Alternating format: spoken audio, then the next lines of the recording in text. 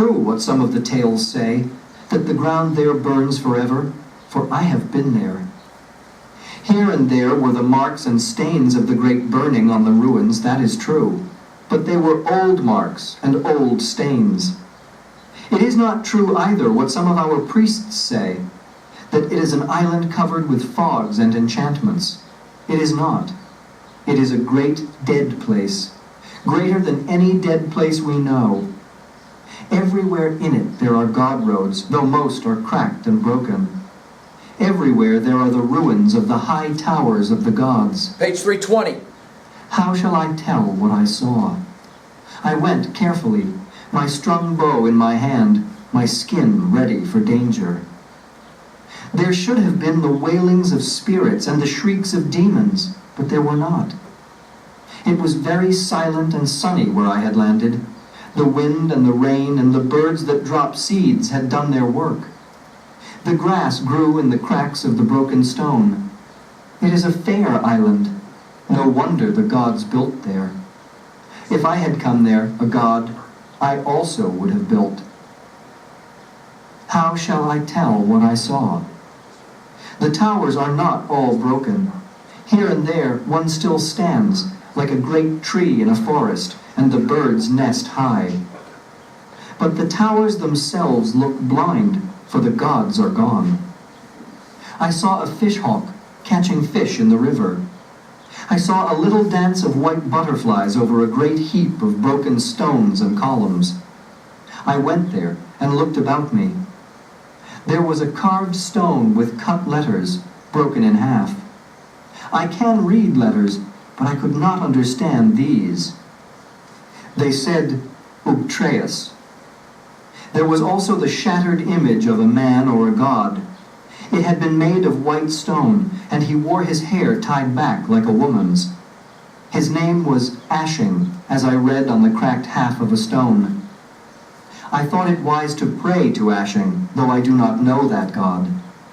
All right, let's pause for a moment. Level 1, this is huge. It's at this moment in our story. I'm with you now on page 320. It's at this moment in our story when he finally makes it to the city of the god. It's kind of freaky for him to get there. He can't believe that he finally got there and he's not dead. Why? Because all of the stories had been told to him when he was younger. If you ever go to the city, you will die the minute that you step on the ground. And yet he says it didn't happen. What did happen, though, he says, is it's deathly still. It's silent. And you get these huge buildings everywhere. And then we get our first words. Notice the first one is U-B-T-R-E-A-S.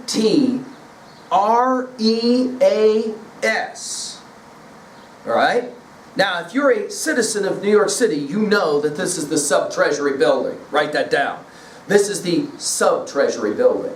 Then he sees a statue with a person's hair tied back, and at the bottom the name of this person is A-S-H-I-N-G. A-S-H-I-N-G. Of course, if you know the city of New York, you know that this is a famous statue for who? George Washington. In other words, with two indications of the Sub-Treasury and George Washington, the reader all of a sudden realizes that where this young man is a city of New York with nobody there.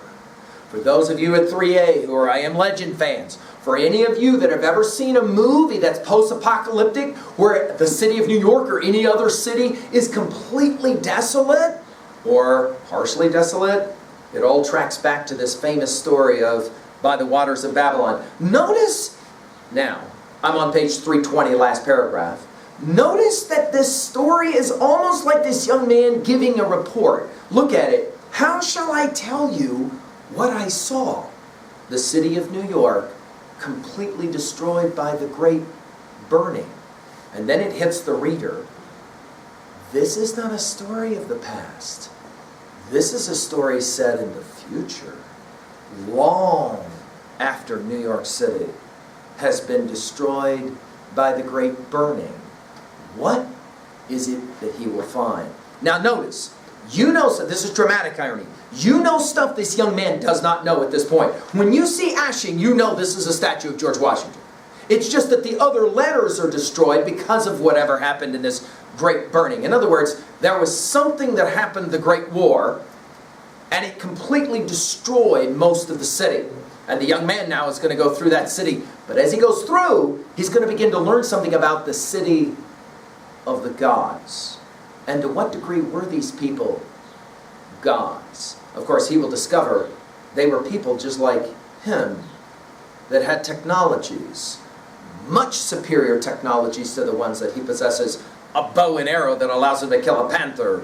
These are serious technologies which led to what? Now we're ready to get to the heart of the story. What happened to the city of New York? And why is it nobody lives there anymore? Watch now the post-apocalyptic element of this story, and obviously a bit of maybe comment as well. All right, here we go. Let's pay attention now, 621. How shall I tell what I saw? I'm sorry, There was 321. no smell of man left, on stone or metal, nor were there many trees in that wilderness of stone. There are many pigeons, nesting and dropping in the towers. 321. The gods must have loved them, or perhaps they used them for sacrifices. There are wild cats that roam the god roads, green-eyed, unafraid of man. At night they wail like demons, but they are not demons. The wild dogs are more dangerous, for they hunt in a pack, but them I did not meet till later. Everywhere there are the carved stones carved with magical numbers or words. I went north. I did not try to hide myself. When a god or a demon saw me, then I would die, but meanwhile I was no longer afraid. My hunger for knowledge burned in me. There was so much that I could not understand. After a while, I knew that my belly was hungry. I could have hunted for my meat, but I did not hunt. It is known that the gods did not hunt as we do. They got their food from enchanted boxes and jars. Sometimes these are still found in the dead places. Once, when I was a child and foolish, I opened such a jar and tasted it, and found the food sweet. But my father found out and punished me for it strictly, for often that food is death. Now, though, I had long gone past what was forbidden, and I entered the likeliest towers, looking for the food of the Skyscrapers, right? Towers, skyscrapers. I found it at last in the ruins of a great temple in the mid-city. A mighty temple it must have been, for the roof was painted like the sky at night with its stars. That much I could see, though the colors were faint and dim. It went down into great caves and tunnels. Perhaps they kept their slaves there. Grand Central Station, But when I right? started to climb Where down, all the subways I go, heard the trains. squeaking of rats, so I did not go. Rats are unclean, and there must have been many tribes of them from the squeaking. But near there I found food, in the heart of a ruin, behind a door that still opened. I ate only the fruits from the jars. They had a very sweet taste. There was drink, too, in bottles of glass. The drink of the gods was strong, and made my head swim. After I had eaten and drunk, I slept on the top of a stone, my bow at my side. When I woke, the sun was low. Looking down from where I lay, I saw a dog sitting on his haunches. His tongue was hanging out of his mouth. He looked as if he were laughing. He was a big dog with a gray-brown coat as big as a wolf. I sprang up and shouted at him, but he did not move. He just sat there as if he were laughing. I did not like that. When I reached for a stone to throw, he moved swiftly out of the way of the stone. He was not afraid of me. He looked at me as if I were meat. No doubt I could have killed him with an arrow, but I did not know if there were others. Moreover, night was falling. 322. I looked about me. Not far away there was a great broken god road leading north. The towers were high enough, but not so high, and while many of the dead houses were wrecked, there were some that stood. I went toward this god road, keeping to the heights of the ruins while the dog followed. When I had reached the god road, I saw that there were others behind him. If I had slept later, they would have come upon me asleep and torn out my throat. As it was, they were sure enough of me. They did not hurry. When I went into the dead house, they kept watch at the entrance. Doubtless, they thought they would have a fine hunt. But a dog cannot open a door, and I knew from the books that the gods did not like to live on the ground, but on high. Now, for those of you, jump to 3A really quickly. For those of you that are Ambulatory Corpses fans, Walking Dead fans, you already know in large measure where so many of the scenes from Walking Dead come from. The obvious question about why it is that our culture is so enamored of these kind of post-apocalyptic types of stories is because, of course, of setting. In other words, now here he goes. He's about to go inside of one of these skyscraper apartment buildings in New York City that long, long ago, all of the inhabitants of this city were destroyed by, of course, the Great Burning. Can I say this out loud? Amazing. Benet wrote the story before the atomic weapons were beginning to be developed. It will, of course, be later, after his death and after the dropping of the atomic weapons, after the rise of the Cold War and the growing horrific fear that we would annihilate ourselves with these weapons, this story gets picked up and read again, and it's so prophetic that he's already saying the end. This is the way for Benet. This is the way the world ends. We blow ourselves up, and all that's left are just a few people living in the woods, and a young boy now enters the city of New York where there's nothing. By the way, notice the power of the dog, like Wolf, who's going to come after him. And so he's got to find a way to get some security, and he goes into one of these buildings. What will he discover there that will, of course, change forever the way he thinks about the past and, yes, of course, the future? Of course, for us, because these are post-apocalyptic stories, we're reading them, thinking about them way out in the future. What would it be like if the world, in fact, was destroyed from weapons of mass destruction? Here we go. Let's pay attention now. What is he going to learn when he goes inside? By the way, note the time. We're getting to the evening time, right? I had just found a door I could open when the dogs decided to rush. Ha! They were surprised when I shut the door in their faces. It was a good door of strong metal. I could hear their foolish baying beyond it, but I did not stop to answer them. I was in darkness. I found stairs and climbed. Some suspense, right? There were many stairs, turning around till my head was dizzy. At the top was another door. I found the knob and opened it.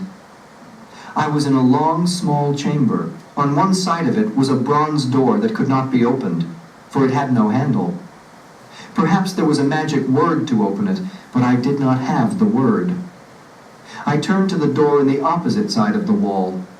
The lock of it was broken, and I opened it and went in. Within, there was a place of great riches. The God who lived there must have been a powerful God. The first room was a small anteroom. I waited there for some time, telling the spirits of the place that I came in peace and not as a robber. When it seemed to me that they had had time to hear me, I went on. Ah, what riches! Few even of the windows had been broken. It was all as it had been. The great windows that looked over the city had not been broken at all, though they were dusty and streaked with many years. There were coverings on the floors, the colors not greatly faded, and the chairs were soft and deep. There were pictures upon the walls, very strange, very wonderful. I remember one of a bunch of flowers in a jar. If you came close to it, you could see nothing but bits of color, but if you stood away from it, the flowers might have been picked yesterday. 323. It made my heart feel strange to look at this picture, and to look at the figure of a bird in some hard clay on a table, and see it so like our birds. Everywhere there were books and writings, many in tongues that I could not read. The God who lived there must have been a wise God and full of knowledge. I felt I had right there, as I sought knowledge also. Nevertheless, it was strange. There was a washing place, but no water. Perhaps the gods washed in air. There was a cooking place, but no wood, and though there was a machine to cook food, there was no place to put fire in it. Nor were there candles or lamps. There were things that looked like lamps, but they had neither oil nor wick. All these things were magic, but I touched them and lived.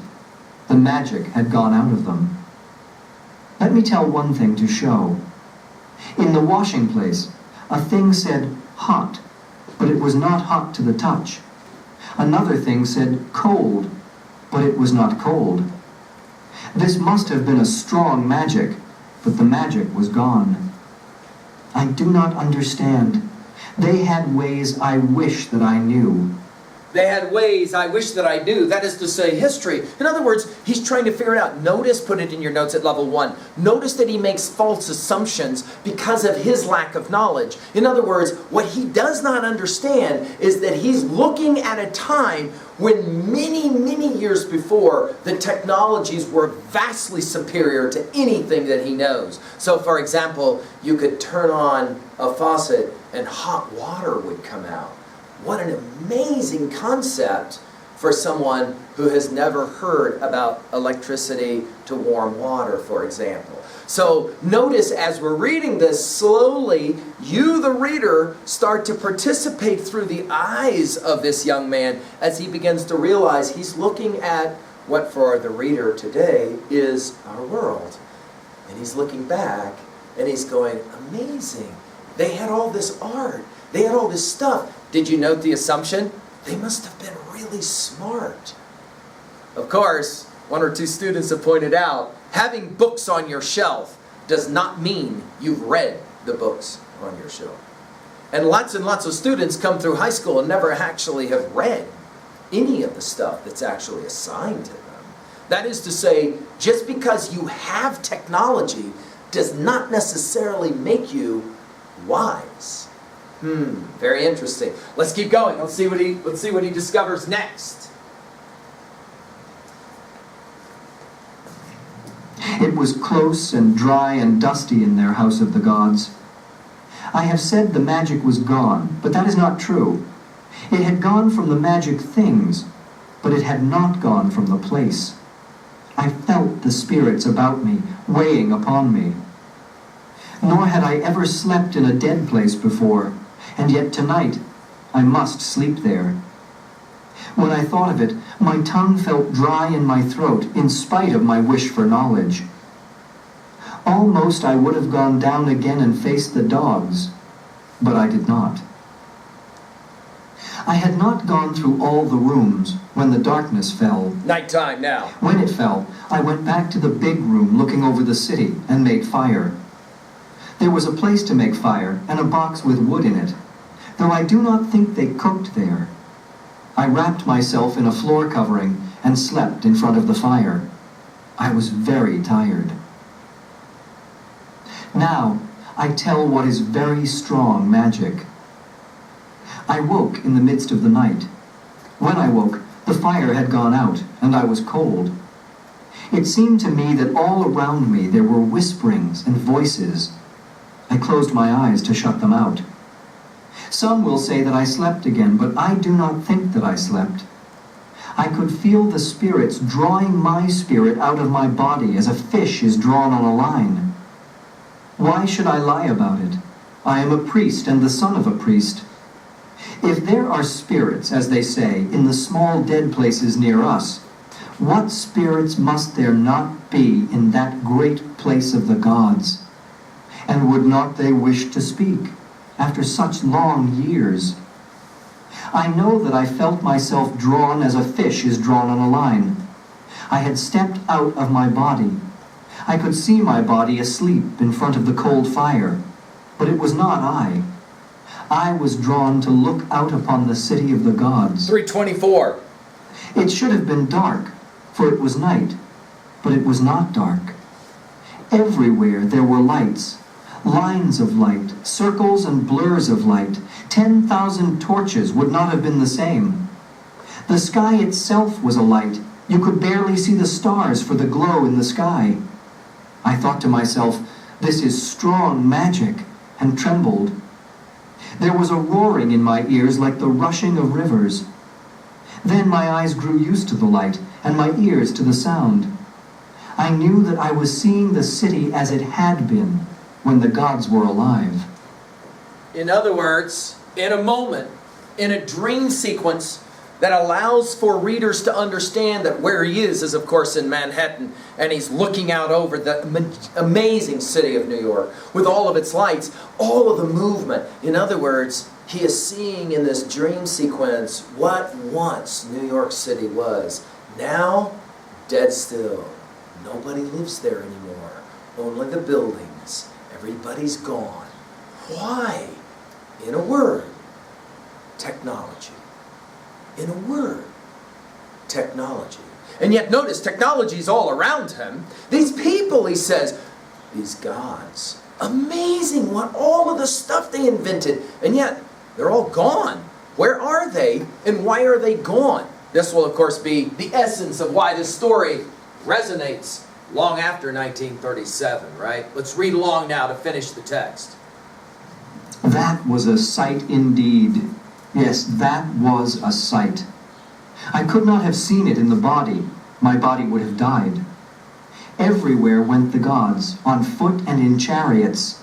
There were gods beyond number and counting, and their chariots blocked the streets.